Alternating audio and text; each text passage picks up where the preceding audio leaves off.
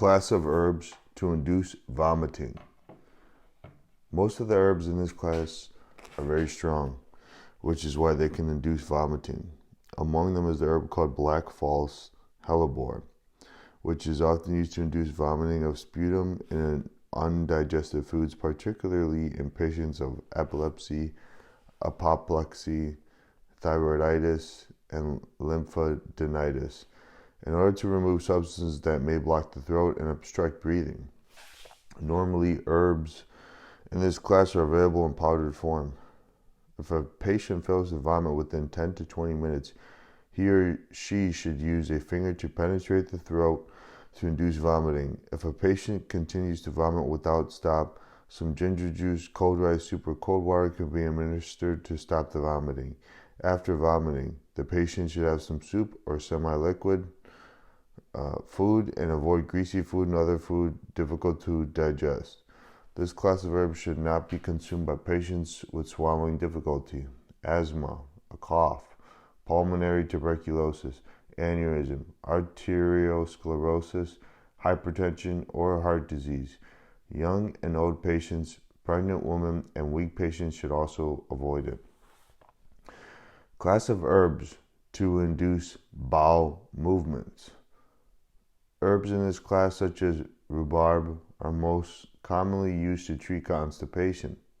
However, many other diseases can also be treated by it, according to two treatment principles in Chinese medicine. One treatment principle states that symptoms that occur in the upper region of the body can be treated by inducing bowel movements. Thus, inflammation of the eyes, ears, nose, mouth, and skin and facial acne can be treated by this class of herbs as long as constipation or poor bowel movements are also indicated. The other treatment principle states that when smooth bowel movements are obstructed, abdominal pain and swelling may occur. These symptoms can be treated by this class of herbs so long as constipation or poor bowel movements are also indicated. It's important to note that inducing bowel movements is a temporary measure in the treatment of an acute action. Class of herbs to promote digestion. This class of herbs is used to treat indigestion, swelling of the stomach, abdominal swelling, belching, nausea, vomiting, abdominal pain, diarrhea, and poor appetite. As a general rule, the symptoms to be treated by this class of herbs must be due to indigestion. Chinese hawthorn is an herb in this class. Sometimes it may be necessary to use this class of herbs along with the class of herbs to regulate energy, class 11. Because indigestion and poor energy circulation are often associated with each other, when the herbs to promote digestion fail to work, it may be necessary to induce bowel movements as well. But both the herbs to promote digestion and the herbs to induce bowel movements, class 8, can only be used temporarily, as neither of them will contribute to the long-term health of the patient. Class of herbs to suppress cough and reduce sputum. This class of herbs can perform two actions simultaneously, namely suppress coughing and reduce sputum.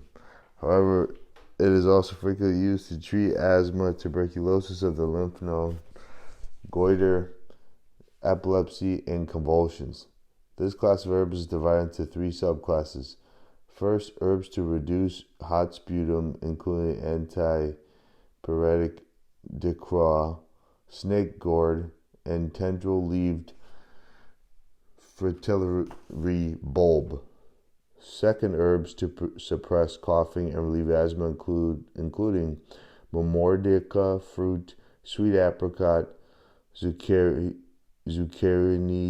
buttercup, and white cinnamon chum. And third, herbs to reduce cold sputum, such as Jimson weed. Hot sputum appears yellowish, whereas cold sputum appears white. Herbs to reduce hot sputum are often used to treat tuberculosis of the lymph node and goiter. Herbs to reduce cold sputum are often used to treat aching pain in the joints, as in arthritis. And herbs to suppress coughing and relieve asthma are often used to treat bronchitis, bronchial asthma, chronic cough, pulmonary tuberculosis, and tracheitis. Since there are many different causes of sputum, the precise cause should be determined in order to treat it effectively. A cough with discharge of blood should not be treated by large dosages of herbs in this class in order to avoid additional bleeding. A cough associated with a common cold should be treated by this class of herbs, along with the class of herbs to induce perspiration, class 1. Class of herbs to regulate energy. Energy is a very fundamental concept in Chinese medicine, often compared with blood. The energy in the body circulates the same way as blood circulates. As with blood, energy can circulate too slowly, too quickly, or irregularly. When energy keeps flowing upwards, it can cause hiccups and vomiting. When it keeps flowing downwards, it can cause prolapse of the anus, the uterus, or the stomach. When energy flows too slowly, it can cause chest pain and depression. The class of herbs to regulate energy is used to make energy circulate smoothly in the body, and one such herb is yellow jasmine. The ailments often treated by this class of herbs include chest pain, pain in the ribs, abdominal pain, vomiting, hiccups, prolapse of the anus, prolapse of the uterus, prolapse of the stomach, menstrual pain, enteritis, and acute bronchitis. However, herbs in this class travel very fast in the body, so they can use up a great deal of energy, not unlike a car that runs fast, using up a great deal of gas and oil. For this reason, this class of herbs should not be used for a prolonged period of time. The Chinese classify energy as yang and blood as yin. They are sister and brother, with energy as brother and blood as sister, and they travel in the body hand in hand. In order to ensure that they travel together smoothly, the herbs to regulate energy and the herbs to regulate blood, class 12, are often used together. Class of herbs to regulate blood. This class of herbs can regulate the blood in two different ways, which is why it is divided into two subclasses. First, herbs to promote blood circulation, including Siberian motherwort and two-tooth amaranthus. And second, herbs to arrest bleeding, including agrimony and pseudo-ginseng. When the blood fails to circulate smoothly, one major result can be blood coagulation, which is responsible for many ailments. For example, blood coagulation can cause the suppression of menstruation, menstrual pain, abdominal pain after childbirth, and chest pain. External factors can also result in blood coagulation, such as injuries from an automobile accident, a fall from a high place, or lifting a heavy object in an improper manner. Some people experience pain in the chest, for example, long after an accident, which could be due to blood coagulation caused by the accident. Since blood coagulation occurs in many diseases, including thromboangiitis, obliterans, coronary heart disease, and erythema nodosum, herbs in this class can be effective in their treatment. Herbs to arrest bleeding are used to treat bleeding of various kinds, including vomiting of blood, nosebleeds, discharge of blood from the anus, blood in the urine, vaginal bleeding, and bleeding from external causes. Class of herbs to regain consciousness. Sudden fainting often occurs in patients of apoplexy or epilepsy, and with those suffering from convulsions or high fever. In apoplexy, for example, in order to arouse a patient who has fainted, it may be necessary to administer the herb by hand, which is one reason why this class of herbs comes in tablets and powder. There are two different ways of suffering from loss of consciousness. One is called the closed type and the other is called the prolapse type, and each should be treated differently. When a patient faints with closed fists, a locked jaw, rough breathing, and a strong pulse, it is a closed type and should be treated by herbs in this class, such as benzoin. But when a patient faints with open hands, a pale complexion, and a weak pulse, it is a prolapse type, which should be treated by ginseng, an herb in class 16. Class of herbs to reduce anxiety. This class of herbs is often used to treat insomnia, excessive dreaming, forgetfulness, palpitations, epilepsy, convulsions, dizziness, depression, night sweats, excessive perspiration, and a congested chest. Oriental arbor vitae seed belongs to this class of herbs. However, When these ailments are due to blood deficiency, they should be treated by this class of herbs along with the class of herbs to treat blood deficiency, also referred to as blood tonics. Class 16. Class of herbs to stop involuntary movements. Involuntary movements are often manifested as a shaking of the head or of the hands or muscular twitching as observed in apoplexy. Tuber of elevated gastrodia belongs to this class of herbs. Herbs in this class are often used along with herbs in other classes because frequently patients with involuntary movement problems also display other symptoms as well. For example, when a patient also suffers from insomnia and palpitations, the class of herbs to reduce anxiety, class 14, should be used in combination. Class of herbs to correct deficiencies. This class of herbs plays a fundamental role in Chinese medicine, and its major function is to make the body stronger. In the terminology of Western medicine, this class of herbs should be called this class of herbs to enhance the body's immune function. But there's a basic difference between the Chinese and the Western approaches in this connection. Western scientists believe that if something can enhance the body's immune function, it must be good for everybody. But it is maintained in Chinese medicine that the body can be strengthened only in accordance with the nature of its weaknesses. A person may be strong in certain aspects and weak in others, and it is essential to determine exactly what the weak aspects are of each individual before this class of herbs can be used effectively. In Chinese medicine, when a person has a weakness, it is called a deficiency. There are 4 types of deficiencies: energy deficiency, which means low energy; yang deficiency, which means weak kidneys in general and low sexual capacity in particular; blood deficiency, which means either shortage or poor quality of blood; and yin deficiency, which means shortage of body fluids. This class of herbs is divided into 4 subclasses based on the 4 types of deficiency. The first subclass consists of herbs to treat energy deficiency, and they are called energy tonics. Chinese ginseng, Chinese yam, licorice, membranous milk vetch, and red date belong to this subclass. The second subclass consists of herbs to treat yang deficiency, which are all called yang tonics and dodder, eucommia bark, longspur, epimedium, miranda root, snake bedseed, snow lotus, and teasel belong to this subclass.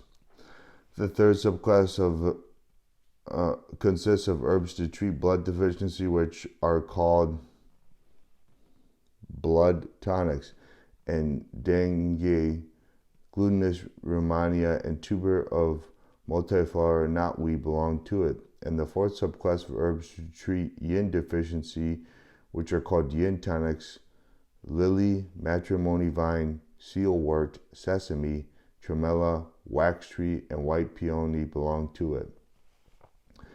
Herbs for treating energy deficiency are effective for shortness of breath, asthma, fatigue, low body weight, poor appetite, indigestion, diarrhea, abdominal swelling, puffiness, prolapse of the uterus and the anus, and prolapse of the stomach. Herbs for treating yang deficiency are effective for lumbago, cold limbs, frequent urination, impotence, seminal emission, chronic diarrhea, abdominal pain, infertility, and blurred vision. Herbs for treating blood deficiency are effective for palpitations, forgetfulness, insomnia, headaches, dizziness, ringing in the ears, irregular menstruation, muscular twitching, opisthotonus, night sweats, and diabetes. Herbs for treating yin deficiency are effective for a chronic cough, night sweat, seminal emission, hoarseness, constant thirst, a chronic sore throat, a dry cough, excessive perspiration, lumbago, blurred vision, ringing in the ears, and diabetes.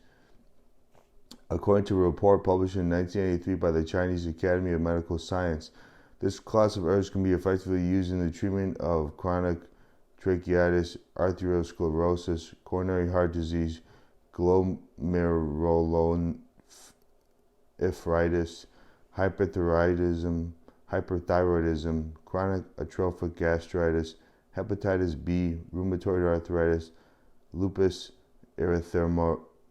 erythematosus, scleroderma, pulseless disease, Behçet's disease, tumors, organic transplantation, and aging, as well as in the prevention of the common cold.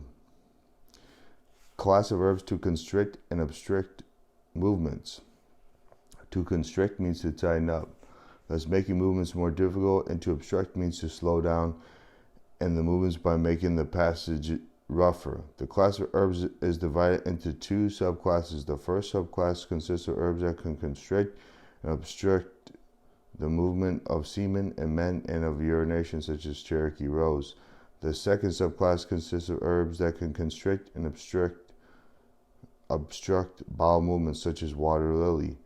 Herbs that can constrict and obstruct the movement of semen in men and of urination are used to treat premature ejaculation during sexual intercourse, seminal emission, enuresis, and frequent urination. Herbs that can constrict and obstruct bowel movements are mostly used to check diarrhea. However, this class of herbs is only used to deal with these problems symptomatically, which means that it could not be used as a fundamental cure. For instance, when diarrhea occurs, this class of herbs should be used only when the real cause of it cannot be identified. Otherwise, the herbal treatment should be directed towards the cause. If the diarrhea is caused by indigestion, it should be treated by the class of herbs that promote digestion, class 9. If it is caused by cold sensations in the bowel, it should be treated by the class of herbs that warm the body, class 4. Class of herbs to expel or destroy parasites. Parasites can cause intermittent abdominal pain, vomiting of bubbles, grinding of teeth at night, poor appetite, morbid hunger, love of strange foods, itch in the anus or the ears or the nose, a withered and yellowish complexion, and puffiness all over the body. Such problems should be treated by this class of herbs according to the types of parasites involved. The herbs to expel or destroy parasites should be administered on an empty stomach so that they will produce stronger effects on the parasites. The patient taking such herbs should rest well and avoid greasy foods, and after the parasites have been expelled should take some tonics, class 16, to facilitate early recovery. This class of herbs should not be administered to pregnant women, young or weak patients, and patients with high fever or acute abdominal pain. Class of herbs for ulcers and tumors. The Chinese have developed 3 basic strategies against ulcers and tumors. The first strategy is to boost the patient's immune system, particularly if the patient is weak or old, so that the body can fight off the disease. The second strategy is to attack the ulcers and tumors by clearing toxic heat in the body. And the third strategy is to make certain that blood and energy are circulating properly. The herbs to boost the immune system are presented under class 16. The herbs to promote blood circulation are presented under class 11. And the herbs to promote circulation are presented under class 12. The herbs that attack ulcers and tumors by clearing toxic heat are in this class and are fairly strong herbs that should be used with great care. This class of herbs is divided into 6 subclasses. The first subclass consists of herbs for reducing heat, counteracting toxic effects, and healing swelling. The second subclass consists of herbs for reducing heat, benefiting water metabolism, and removing dampness. The third consists of herbs for removing sputum and dispersing coagulations. The fourth consists of herbs for transforming sputum and softening up hardness. The fifth consists of herbs for opening up the passages of meridians and activating them. And the sixth consists of other miscellaneous herbs for ulcers and tumors. Class of herbs for external applications. Herbs in this class are used for boils, carbuncles, fractures, and bleeding due to external injuries. Such herbs can counteract toxic effects, heal swelling, remove pus, and relieve pain. Although some of these herbs can also be consumed internally, most of them are toxic and should be taken with caution. This class of herbs is divided into 6 subclasses. The first subclass consists of herbs for destroying worms and counteracting toxic effects. The second consists of herbs for healing, swelling, dispersing coagulations, and softening up hardness. The third consists of herbs for expelling pulse and transforming decay. The fourth consists of herbs for activating the blood and removing wind. For more about the ill effects of wind, turn to page 14. The fifth consists of herbs for the arrestment of bleeding through constrictive effects, and the sixth is made up of other miscellaneous herbs for external application.